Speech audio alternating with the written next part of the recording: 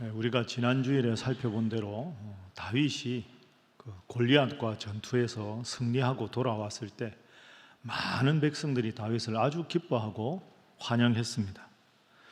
그리고 그 다윗이 골리앗을 무너뜨리는 장면을 보면서 그 당시에 왕자 요나단은 그렇구나, 내가 아니라 저 다윗을 하나님께서 이 나라의 왕으로 세우셨구나 하는 것을 깨닫게 됩니다.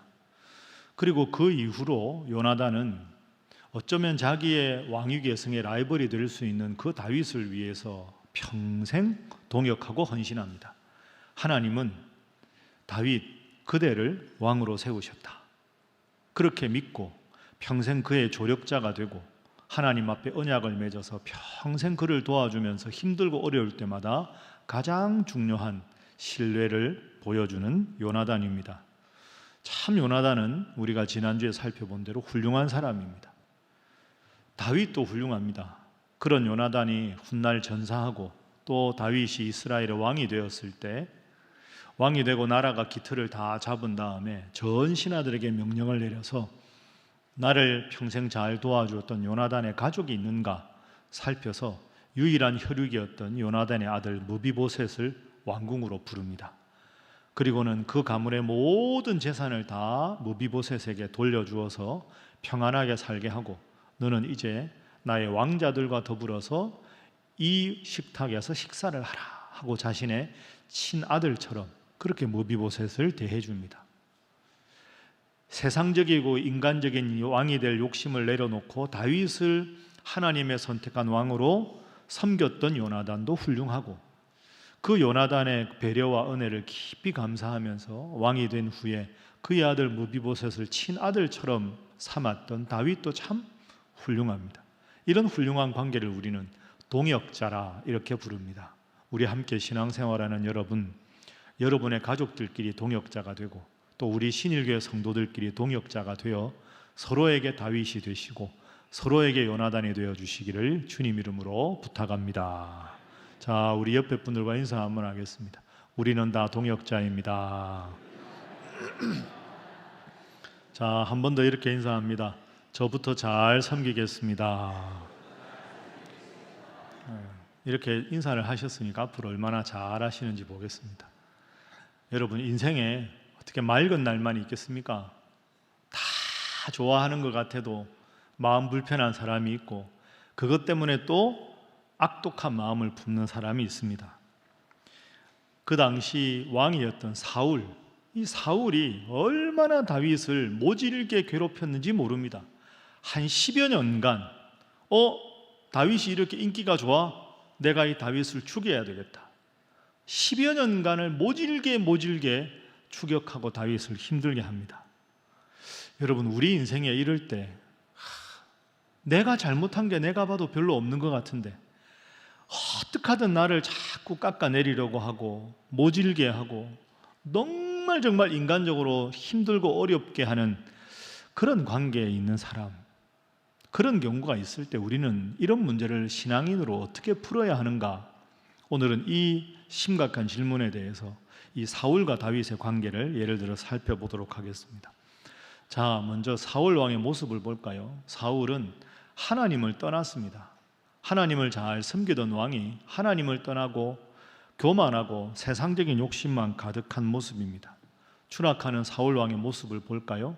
자, 다윗이 골리앗을 이기고 돌아왔을 때 백성들이 뜨겁게 환영합니다. 우리가 지난주에도 살펴보았는데요, 18장 6절 7절 보십시오. 자, 무리가 돌아올 때, 곧 다윗이 블레셋 사람 골리앗을 죽이고 돌아올 때 여인들이 모든 성읍에서 나와서 노래를 합니다.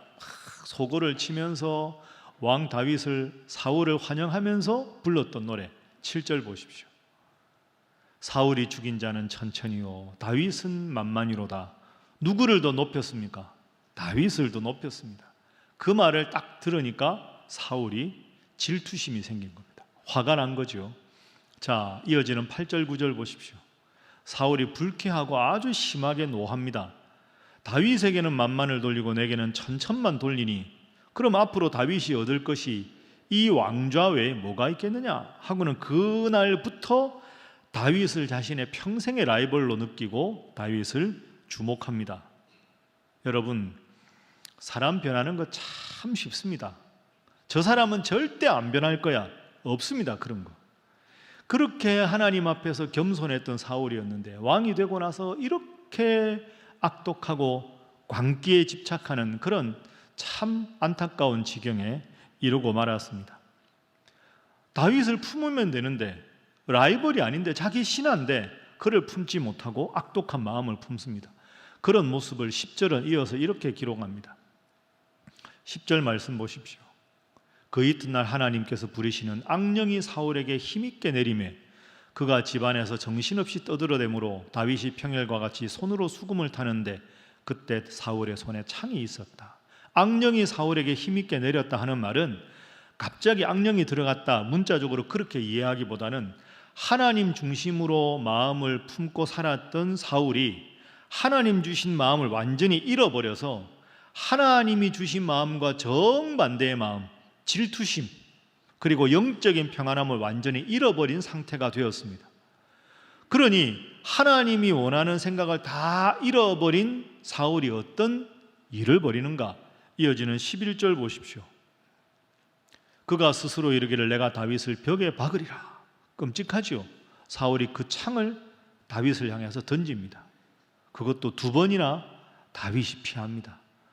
여러분, 다윗이 누구를 위해 싸운 겁니까? 이스라엘을 위해서 싸우고 사울 왕을 위해서 싸웠는데 그 다윗을 라이벌로 여기고 그를 죽이려고 창을 던지는 이런 끔찍한 모습입니다. 여기서 그치지 않습니다. 이런 광기에 집착한 사울 왕의 모습은 계속됩니다. 질투심에다가 영적인 평정심까지 잃어버렸으니까 사울 왕은 스스로도 통제할 수 없는 그런 지경에 이르게 됩니다. 몇 가지 사울이 얼마나 다윗을 죽이려고 집착했는지 몇 가지 예만 한번 들어보겠습니다. 자, 먼저 사울은 다윗을 자기 사위로 삼습니다. 사위 삼은 건 좋은 일이 아니냐, 얼핏 그렇게 생각하기 쉬운데 그게 아닙니다. 사위로 삼으면 겉으로 사람들이 보기에 야, 다윗을 사위로 삼았으니까 왕이 배포가 있구나. 그게 아닙니다. 왜 그게 아니냐?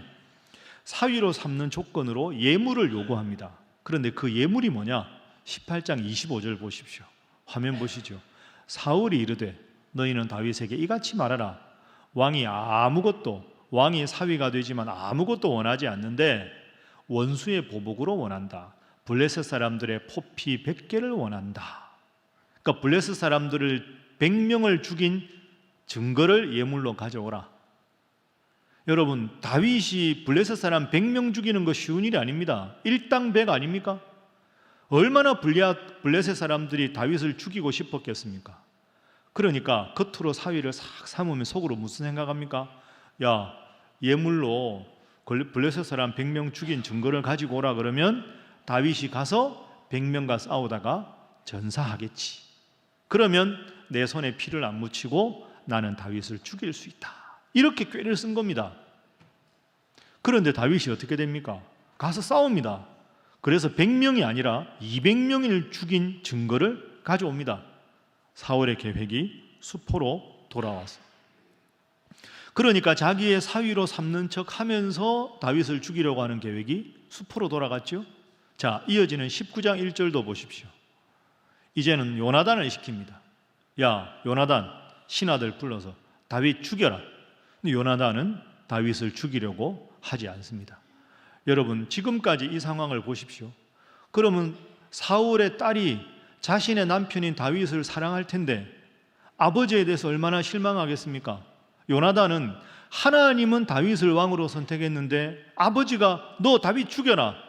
아들도 아버지에게 실망하겠지요. 그러니까 다윗을 사랑하는 다윗의 아내, 다윗을 사랑하는 요나단 입장에서 보면 아버지 사울은 심각한 영적인 파괴된 모습을 보이고 있는 겁니다. 어리석은 사람이지요. 여러분, 이게 얼마나 쉽습니까? 모든 사람 앞에서 야, 주목해라 하고는 이 다윗이 내 신하다 하고 다윗 손 한번 딱 들어주면 다윗이 사울을 위해서 목숨 걸지 않겠습니까? 그러면 백성들은 야, 우리 왕 배포가 크다.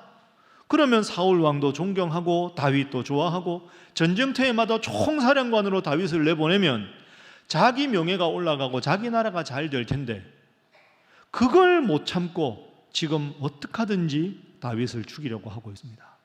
사람이 영적인 분별력을 잃으면 이렇게 끔찍하게 변합니다. 여러분, 이것으로 그치지 않습니다. 더더욱 사울은 다윗을 죽이려고 합니다. 자, 다윗이 어떤 끔찍한 고난까지 겪었는가? 예를 한번 두 개만 들어보도록 하겠습니다. 10년간의 모진 고통 중에서 두 가지. 첫 번째는요, 사무엘상 21장에 가면 다윗이 노업이라는 땅으로 도망을 갑니다. 하도 사울왕이 추격을 하니까 목숨 걸고 도망을 갑니다. 그런데 너무 도망을 가다 보니까 배가 고파서 더 이상 못 가겠는 겁니다. 노업이라는 땅에 이르러서 그 노업 땅의 제사장을 만났는데요, 그 제사장이 아히멜렉이라는 제사장입니다. 내가 굶어 죽게 됐으니까 먹을 것 좀 주십시오. 제사장이 먹을 게 없습니다. 하나님 앞에 이렇게 진설해 놓은 떡밖에 없습니다. 그거라도 좀 주십시오. 그래서 겨우 하나님 앞에 제사 지낸 그 떡, 그거 가지고 부하들하고 겨우 먹고 목숨을 구걸해서 겨우겨우 연명을 합니다. 여러분, 참 비참하지 않습니까? 겨우 그 떡 하나 먹고 겨우겨우 살아나는 게 다윗입니다. 그리고 다윗이 또 도망을 갑니다. 안타까운 건요, 다윗을 추격하던 사울 왕이 노업 땅에 옵니다. 딱 보니까 어떻게 된 거냐? 다윗은 도망가고 다윗에게 누가 무슨 짓을 했느냐? 먹을 걸 줬거든요. 그래서 아히멜렉과 함께 있던 모든 제사장들을 전부 죽여버립니다. 다윗을 도와주었다는 이유로. 자기 백성 아닙니까? 왕이 제사장들을 죽일 수 있습니까? 끔찍한 광기에 사로잡힌 불쌍한 사울 왕의 모습입니다. 그런데 다윗이 이제 또 도망을 갑니다. 도망을 가는데 문제는 이스라엘 땅에 도망갈 데가 없습니다. 어디를 가도 왕이 쫓아오니까. 그래서 어디까지 도망을 가느냐? 블레셋으로 갑니다. 블레셋의 가드라는 땅으로 도망을 갑니다. 자, 가드 들어본 적 있으시죠? 가드가 누가 살던 데입니까? 골리앗 고향입니다. 골리앗 고향. 블레셋 장군 골리앗이 가드 사람 중에서 아주 신장이 크고 대단한 장군이었죠. 여러분, 이게 말이 안 되잖아요. 다윗이 도망을 갔는데 블레셋의 가드 땅으로 갑니다. 가드 사람들이 다윗을 환영했을까요? 죽이고 싶었을까요? 죽이고 싶었죠. 자신들의 영웅을 죽였으니까. 그런데 다윗 입장에서는 이스라엘 땅에는 도저히 도망갈 데가 없는 겁니다.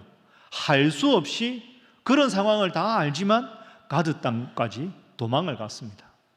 도망을 가면 저 다윗 아니야? 저 골리앗 죽인 우리의 원수다. 이렇게 알아보는 사람이 있겠죠. 그래서 다윗이 내가 목숨 걸고 여기 오긴 왔는데 내가 살긴 살아야 되겠고, 그러다가 꾀를 하나 냅니다.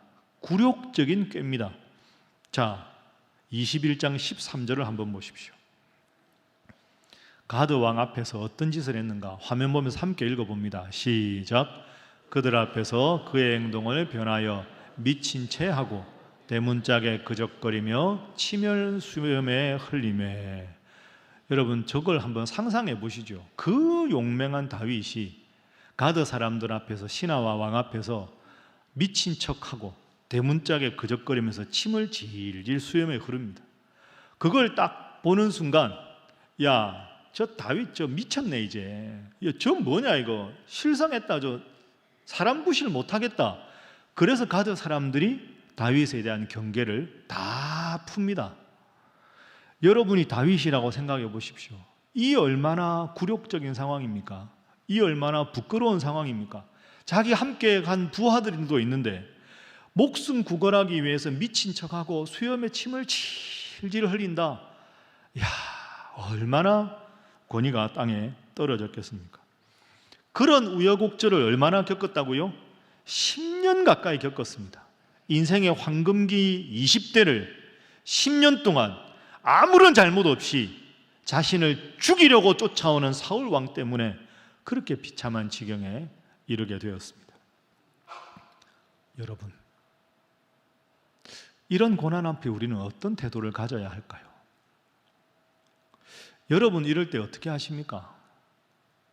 다윗처럼 내가 생각해도 나는 크게 잘못한 게 없는데 누군가 아주 악독한 마음을 품고 여러분에게 고의로 나쁜 말을 지어내고 없는 말 지어내고 나쁜 사람 만들고 다른 사람들 앞에 가서 여러분 아주 모함하고, 그래서 여러분은 여러분도 모르는 사이에 참 나쁜 사람이 돼 있고 모든 사람들이 여러분을 오해하고 살다 보면 그럴 때가 있지 않습니까?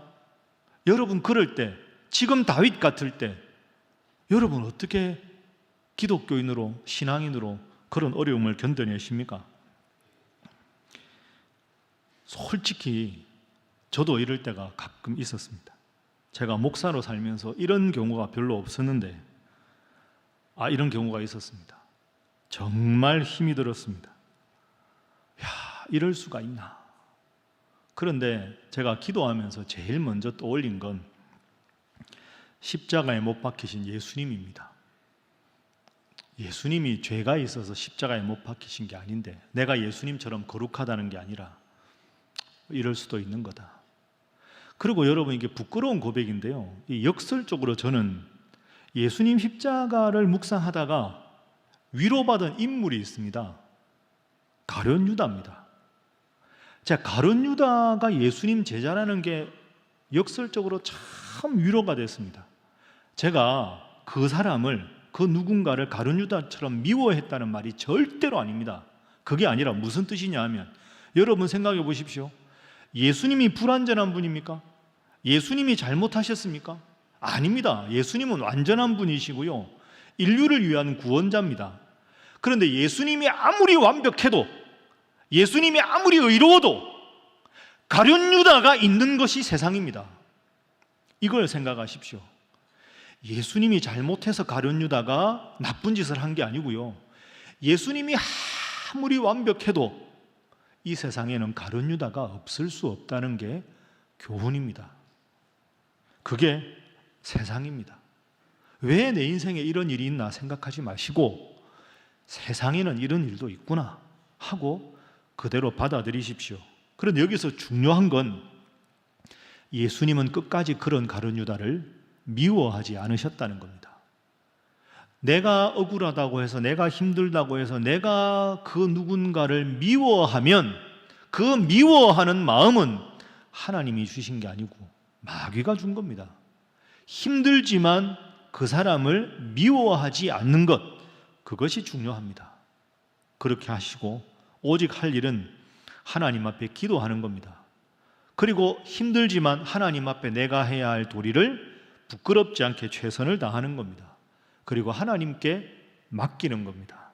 그러면 언젠가 주님께서 내 마음을 다 아시고 하나님께서 가장 좋은 때, 가장 좋은 방법으로 오해는 풀어주시고 잘못된 것은 바로잡아 주시고 여러분을 높이 들어주시는 줄로 믿습니다.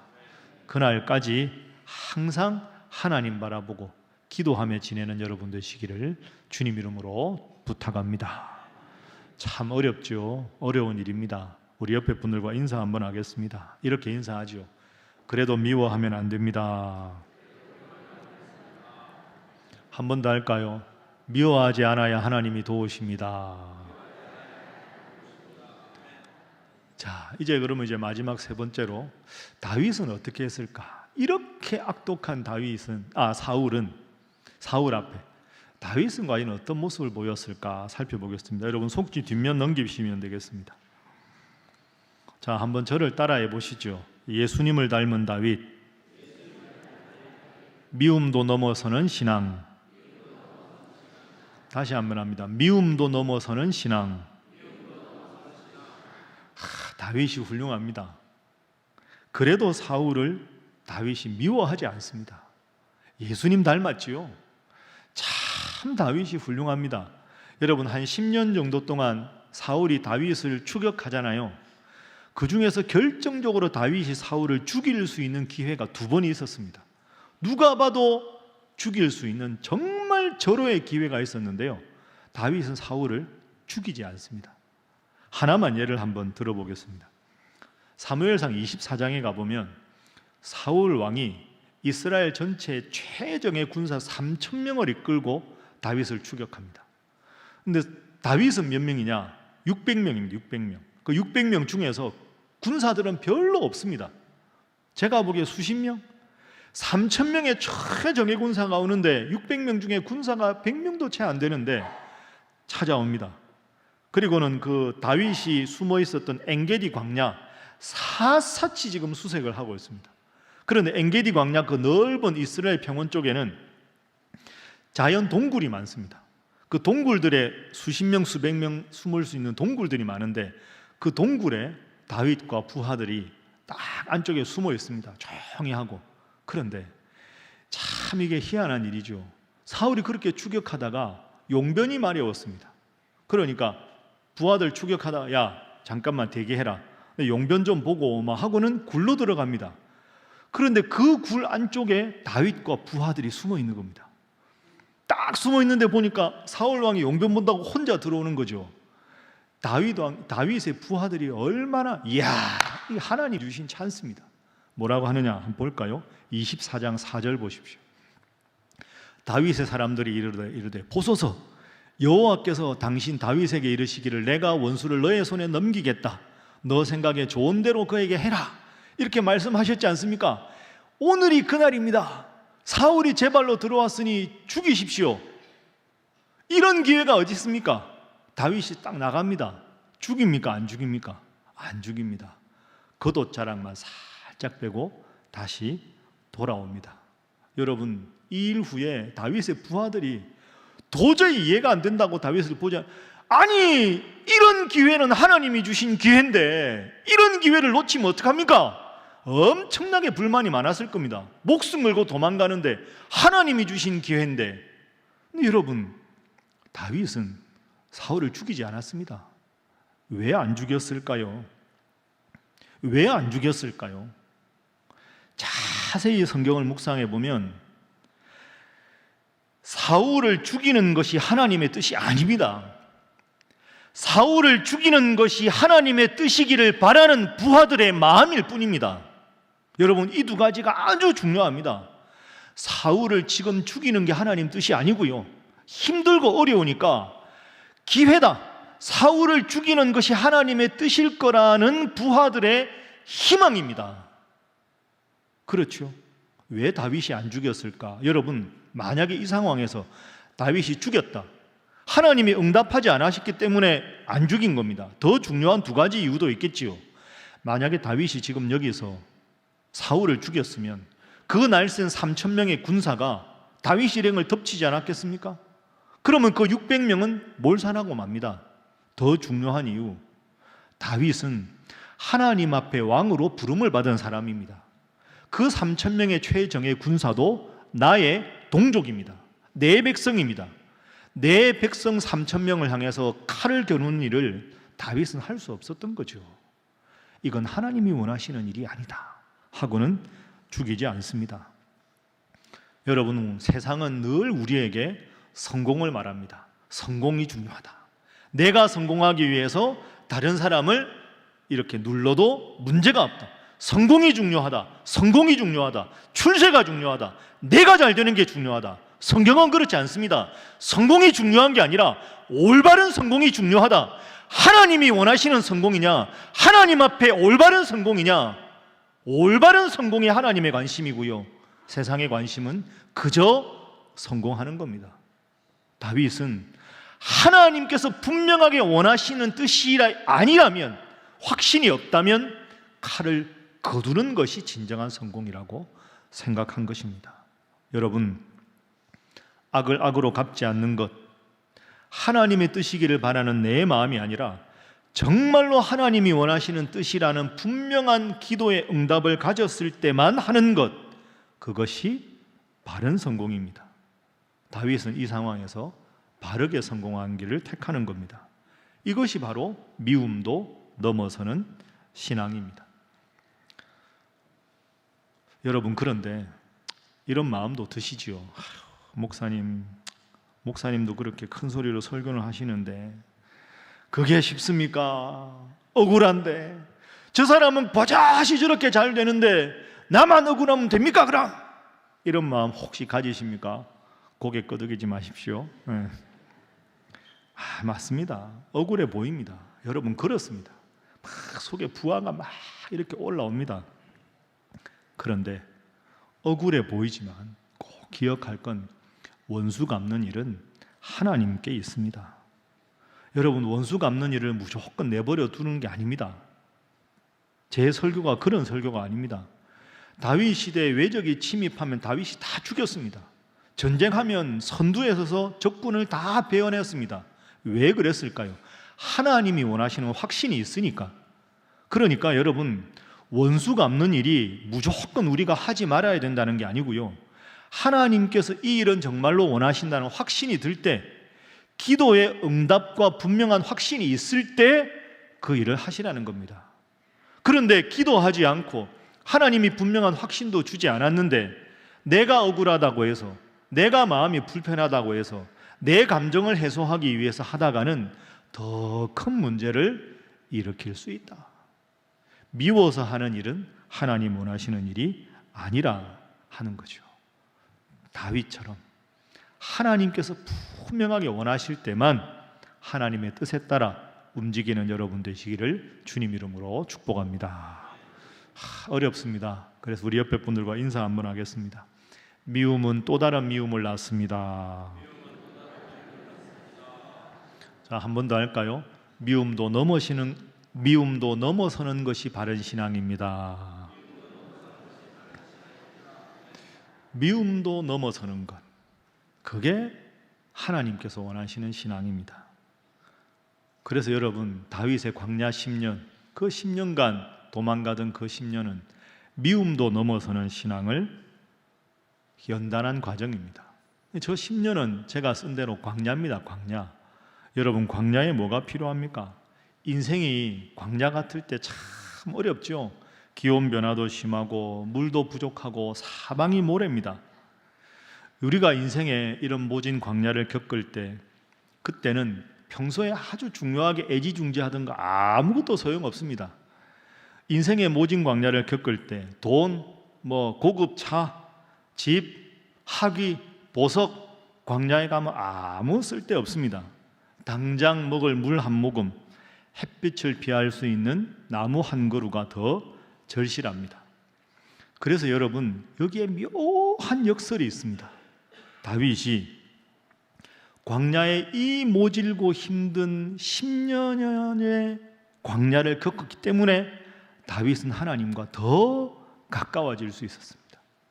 그 광야를 겪어보니 다 필요 없더라. 내가 옛날에 이런 일을 했다. 내가 이런 것도 가지고 있었다. 내가 이 정도 명예가 있다. 내가 이 정도 똑똑하다. 이 정도 재산이 있다.